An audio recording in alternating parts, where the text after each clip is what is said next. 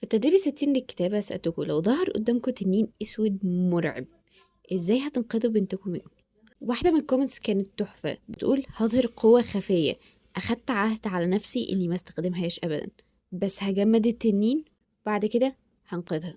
ايه رأيكم لو كملنا الفكرة دي وعملنا منها رواية؟ يعني ليه هو أصلا كان واخد على نفسه عهد إن هو مش هيستخدم القوة دي أبدا؟ التجميد في العالم ده يبقى قوة مشؤومة، لأن في العالم ده هما بيمجدوا التنانين فبيمجدوا النيران، وبالتالي التلج هي أكتر حاجة بيكرهوها.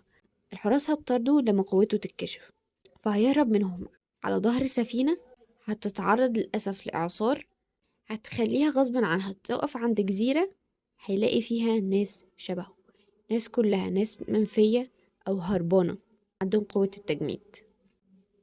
بس الحراس اللي كانوا بيطاردوه قدروا إن هم يتبعوه، فيا ترى إيه اللي هيحصل؟